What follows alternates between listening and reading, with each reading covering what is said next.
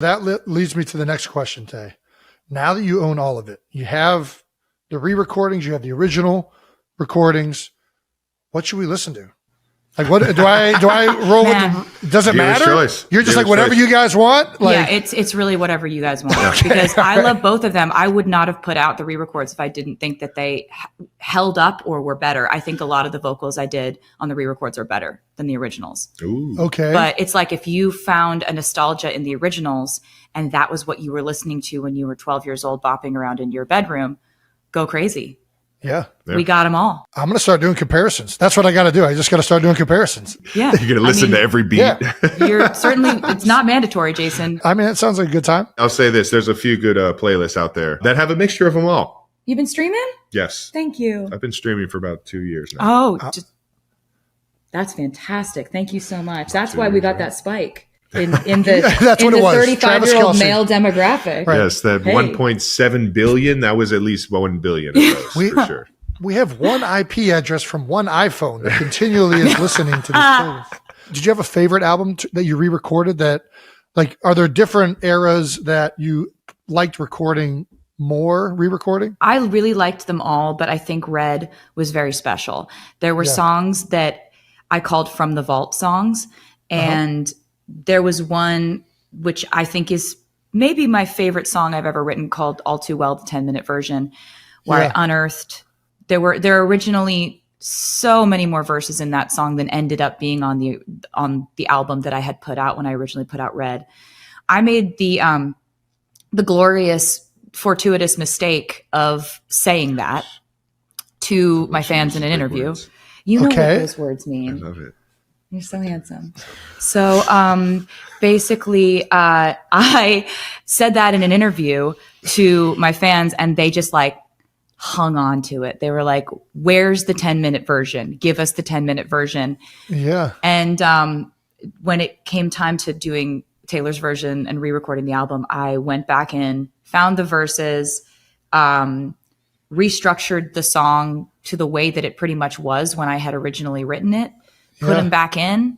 And that song is one of my favorite things I've ever done. And it was when we were on the Eras tour, I'm watching people just like cathartically scream this song to the point where I'm like, do you need to go to the hospital? Like it was so passionate, the fan response to that song at the Eras tour. And I remember thinking so many times, like, what if this never happened? Like, what if I never had to it's one of the most iconic this? Parts of that tour. It was so fun. Yeah. And so like, it really did make me fall back in love with that album specifically.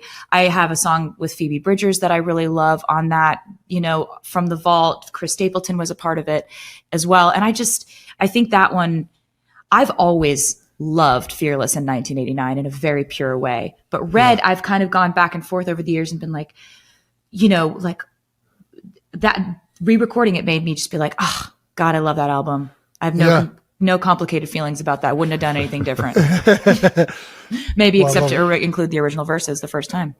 Well, we just talked about the different eras a little bit. Let's talk about perhaps the most daunting thing that any artist has ever taken on, which is the Eras tour. Oh my God. You finally finished it up last December in Vancouver. I don't know. What did it feel like to wrap it up? What does it feel like now? Like not touring and being on a jet every day, basically trying to go from country to country. Yeah. I mean, it feels great, Jason, to be honest. I'm not going to lie to you. You don't miss it? I miss it. I do miss it, but it's like, it was perfect for what it was. Yes, do you know what I mean? Yeah, and it was a lot of physical therapy, and it was a lot of like being in a state of perpetual physical discomfort, kind of like when you're in season, Yeah, no. Yeah. I'm not getting hit my first time by huge 300 pounders, but the heels. When I saw the recovery station in the hotel room after with the toe spacers, I gotta acupuncture that. I'm telling you, dude, the similarities were crazy. I'm like, oh my gosh, She does more than I do. We're like comparing physical therapy stories, like recovery stuff. But have you ever tried taping your ankles? We related on how much big torture ankle we put our tape guy. bodies through. I miss it because I miss the fans and I miss that connection. But at the same time, it was so special. It was like the most formative time of my life.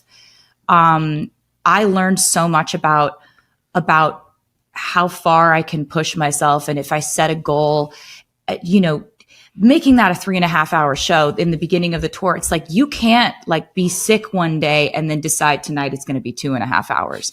Right. And it's really just like prioritizing the fans' experience before anything else. And my fellow broken heart. Yeah. Don't get me started. Or like, dude, don't you get me started. Fine. Or like stomach flu, or like just like aching feet or blisters or whatever. Like it just was. Which she had all of this going through, usually and it's all like, at the same time. But going into her 4th show. Yeah, and it's just it was kind of the coolest thing in the world, because when we were putting together this tour, I had some really lofty goals I wanted to reach conceptually, because I wanted to show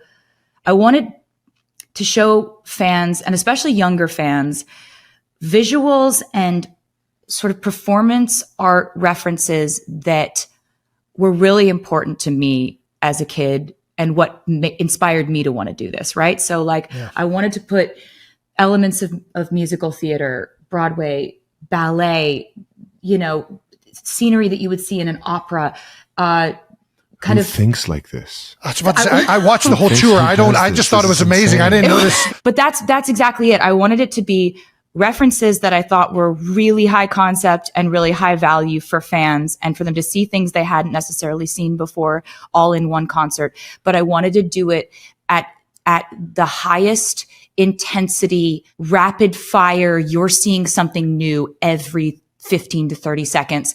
And so it feels like you're scrolling in an algorithm, right? Yes. And when I heard reports of people saying that they got actual amnesia after the concerts, I was like, oh, I think we did it. Yeah. I think we did it. Nailed it. That's genuine. I wasn't even shooting for that goal, when they're like, I saw so many things and I experienced a state of euphoria that I now don't remember what happened to me. I was like, oh my God. All I remember is that she didn't want to meet me.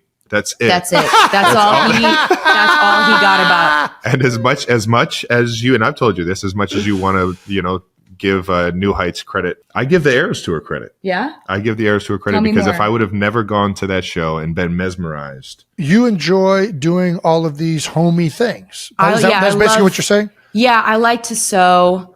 Yep. I specialize, as you know, in children's purses and baby blankets. I make 2 things, and that's it. I know that very well. She's very good at these 2 things. I love to paint. I love to cook. I have a different baking obsession every 6 months. I'm the luckiest man in the world. Right now we're very deep in a sourdough obsession that has taken over my life. I am aware. Yeah. And I'm very deep in it now. You've got me deep in this. I'm lucky. I'm working as much as I am, and running as much as I am, because I'm getting the caloric intake. Yeah, he asked me to send him 2 loaves of sourdough at training camp. I'm like wrapping sourdough loaves in like saran wrap or whatever, like cling film. The sourdough's taken over my life in a huge way. I'm really talking about bread 60% of the time now. It's become a huge factor. And she's getting good with making all these different versions of it. Oh yeah. My favorite one was probably, the regular sourdough is one of my favorites, but the blueberry. Yeah, we do. There's a blueberry lemon. There's cinnamon swirl, cinnamon raisin. And this one I've been workshopping for the girls because they love everything rainbow. Funfetti sourdough. Oh my gosh. It's going to blow their mind. No, it will.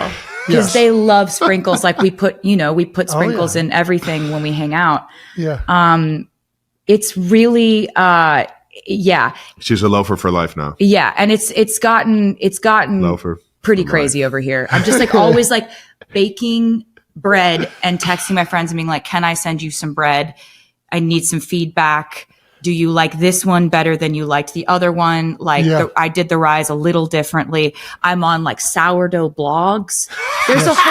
There's a whole community of us, and I didn't know it. Oh my gosh! This is an the underworld. amount of people hoping that you're on their blog. Oh, I'm on your blog, girl. I'm on your blog.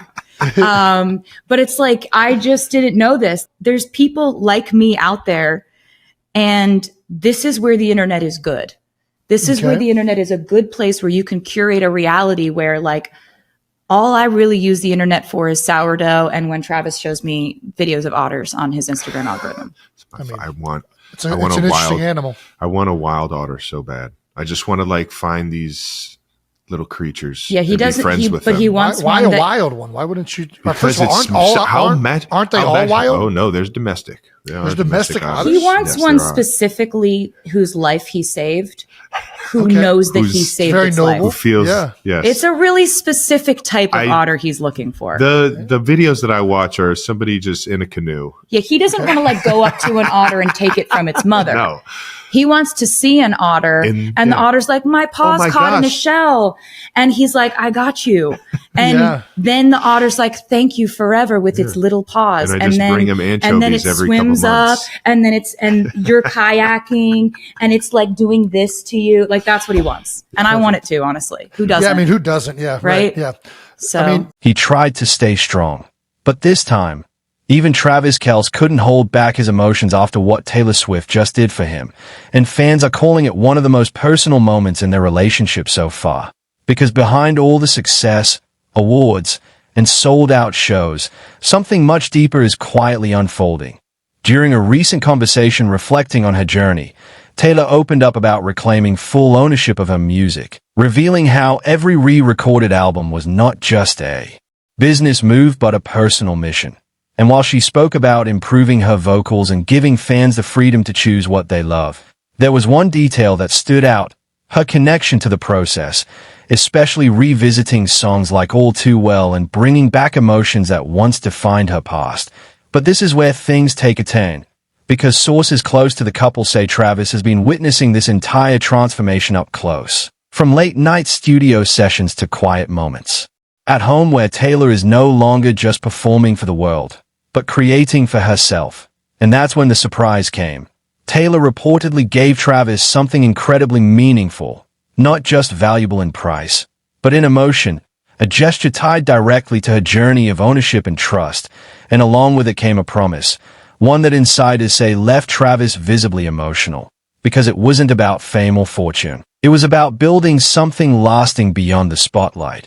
And while Travis has always supported her publicly, those close to him say this moment hit differently, as he realized just how deeply he's become part of a world she fought hard to take back, and now chooses to share.